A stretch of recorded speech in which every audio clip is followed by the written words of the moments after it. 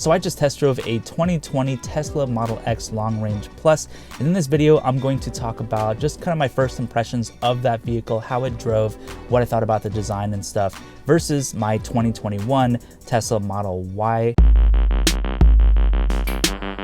How's it going, y'all? It is Ben Aqua, like the color. Thank you so much for joining me today. And if you're new here, please smash the like button and subscribe down below. So let's talk about the Model X because it is a beautiful, beautiful machine. And like I said, I test drove the 2020 model, so it's not the newest one. So the Model X felt super different. Just like talking about the design, it felt very similar in some ways and also very different. For example, it has the falcon wing doors in the back that go up and down. That's really cool. It kind of has a wow factor when you first get into it, but you kind of get used to it. It's kind of an iconic design feature of the Model X, where the Model Y has the doors that just kind of go out and in like a normal car door. But the Model X just felt way more spacious overall. Even though the design looks very similar to the Model Y, it felt much bigger when you sit down in it. It felt higher off the ground.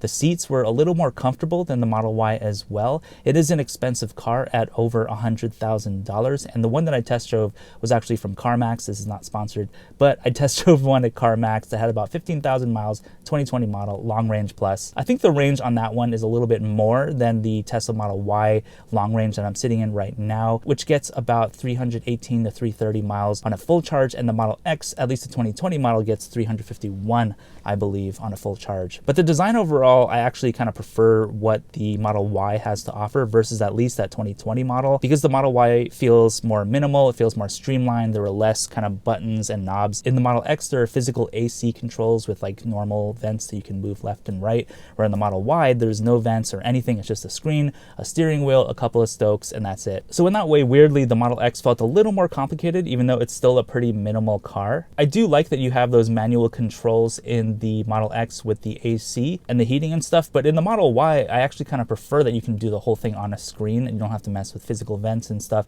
It just makes it a little more minimal, and the Model Y overall, the design, I think I actually prefer it. One thing that I thought was weird about the Model X's design is the sun visors right in front of you. Like, they're kind of weird. They're really tiny, they're really thin, and I get it. They want a more minimal kind of atmosphere where you can actually move it completely to the side so that you have an unobstructed view above your head and you can see the sun coming through, and you get a really nice kind of spaceshipy kind of feel when that visor is off to the side. But when the sun is beating down on you in the front, the visor actually felt really tiny, and I live in Texas. The sun is out like 24/7 basically. It is hot as hell down here, and that visor in Texas, I don't think that would cut it for me. And it almost let in too much light. Like, I kind of like that in the Model Y, there's a little bit of a separation. The visor is kind of hidden up there, and it's a lot bigger in the Model Y. But overall, I liked the design of the Model X, but I still prefer the kind of minimalism of the Model Y. So the screen situation in the Model X is definitely different than the Model Y. With the portrait orientation big screen on the right, it looks beautiful. It felt actually slightly less snappy than the 2021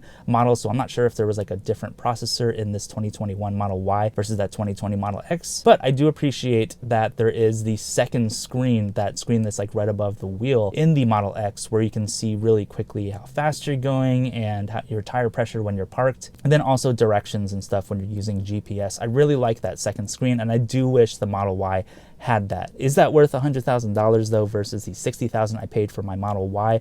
I don't think so, and I've gotten really used to the one screen thing in the Model Y. It's really not that big of a deal. Where the Model X feels very different from the Model Y is the seats are more comfortable, it feels more spacious, I felt higher off the ground. It's definitely a more cushy ride too, and one of my biggest challenges with the Model Y is how bumpy it is. It's a very bumpy ride. It doesn't have that sweet air suspension in the Model X, and I think that's one of the biggest differences between these two cars actually, is the ride quality. Like, the Model X is not very bumpy at all. It feels cloud-like compared to the Model Y, and I went over a couple pretty big bumps over it just to kind of test it out, and the Model X definitely felt bumpy, but it wasn't nearly as bumpy as the Model Y, where you feel like every little imperfection in the road. The air suspension in the Model X makes a huge difference when it comes to the overall drive quality, and you just kind of float around. It feels very spaceship-like. Getting back into the Model Y, I immediately felt lower to the ground. Not a huge deal, but I definitely felt more of those kind of bumps and stuff everywhere. You feel every little bump in the road, and it's kind of annoying in the Model Y, honestly, but it's not a deal breaker because I love the Model Y as well. And then when it comes to the overall performance, y'all, oh my gosh, the Model X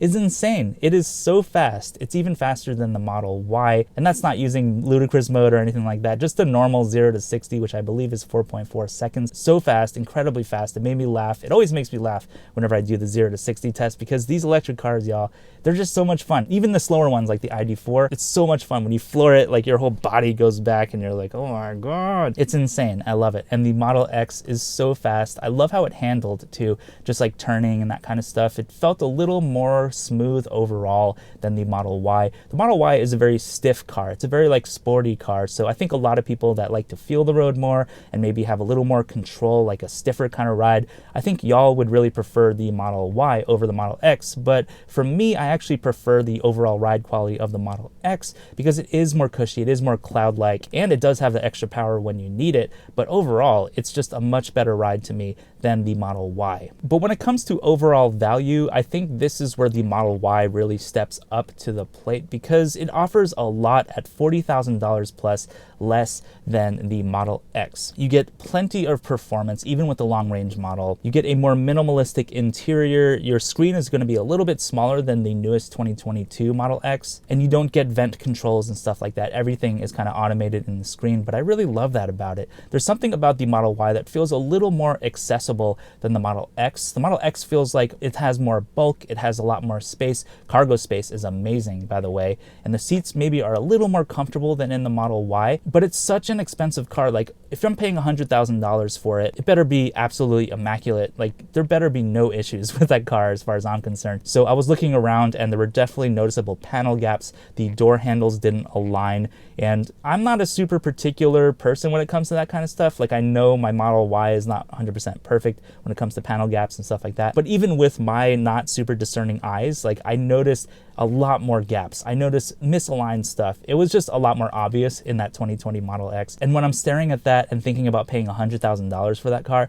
it just didn't match up. Like, some of the interior stuff also, like the build quality on the interior, the kind of fake leather, some of the plastics and stuff like that, it felt kind of cheap in the Model X as well, but maybe a little more premium overall than the Model Y. But still, it didn't feel like $100,000. So I still prefer the Model Y when it comes to overall build quality and features. Like, you're getting most of the features and the performance that you are of the Model X. I would say the biggest differences are the air suspension in the Model X, and it feels a little bit higher off the ground, and it feels bigger, it feels smoother. It's definitely a more enjoyable ride. So my ideal car would probably be the 2022 Model X, because that's where the screen orientation has the horizontal instead of the portrait. It has a faster processor, it has an updated design overall, and I just think that car would be like my ultimate electric car. But I love my Tesla Model Y. I really don't have many problems with it, other than the fact that it has a pretty bumpy ride overall. You feel every little imperfection, that kind of thing. But for $60,000, you get so much bang for the buck. The technology is amazing. The screen quality